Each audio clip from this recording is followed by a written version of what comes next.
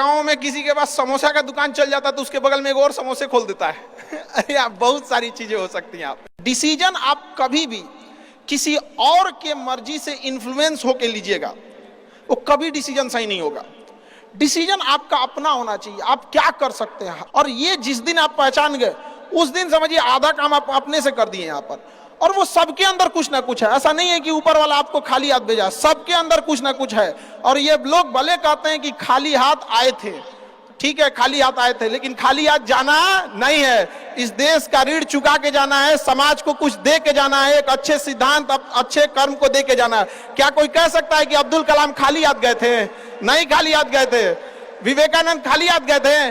अंबेडकर साहब खाली हाथ गए? नहीं गए। तो इस देश में हम खाली हाथ जरूर आए थे, लेकिन इस देश का कर्ज उतारना है, खाली हाथ लौटना नहीं है। कुछ ऐसे सिद्धांत अपने साथ है, कुछ अपने पीछे कुछ यादें छोड़ के जाना है जिससे कि दुनिया याद कर सके हम लोग को। और हमेशा चीजों में ना अपनी ईमानदारी करिएगा। आप कितना ईमानदारी से काम करते हैं, कितना लगन से काम करते हैं, सफलता इसी चीज पे डिपेंड करती है। बाकी ऐसे चीजें कि भाई ये करना चाहिए, बस आप कितना समय दिए हैं किसी चीज को, कितनी ईमानदारी से किए हैं, ये मायने रखता है आपको। आप किसी चीज को समय नहीं दीजिएगा, कभी सफल नहीं हो सकते हैं। और एंटरप्रेन्योर और बिजनेस इस सब की चीजों में एक चीज बहुत बड़ी डिलेमा होती है ना, कि सोचते बड़ी ज्यादा हैं लोग, प्लानिंग बहुत करते हैं। 6 महीना से उसका प्लानिंग ये चल रहा है। अरे भाई 6 महीना में कमवा शुरू किए रहते तो कुछ एक्सपीरियंस हो गया रहता, कुछ ठोकरें लगी होती। शुरू कर दो, चाहे जैसे करना है। यहाँ पर ऐसा थोड़ी हो सकता है कि एकदम फिनिश होकर काम करे। हर चीज, जमीन से कभी पेड़ नहीं निकल सकता, पौधा ही निकलेगा। आज सीखिए, क्योंकि अगर कल कोई शुरू करता है आपके बाद, तो आपके पास उससे एक दिन का एक्स्ट्रा एक्सपीरियंस रहेगा। और हमेशा याद रखिएगा, अकल बादाम खाने से नहीं, ठोकर खाने से आती है। जितना ज्यादा आप ठोकर खाएंगे उतने ज्यादा अकल आने वाली है। दुनिया का कोई इंसान जो सफल है कह दे कि हमको ठोकर नहीं लगा है, या कोई कह दे कि हम एक ही बार में यहाँ आए हैं, कभी नहीं आ सकते हैं। यहाँ पर स्टार्टिंग कीजिए, यहाँ पे ज्यादा प्लानिंग व्लानिंग के चक्कर में नहीं रहे। कितना अच्छा आप प्लानिंग करके आइएगा ना कुछ चीजें गड़बड़ होंगी।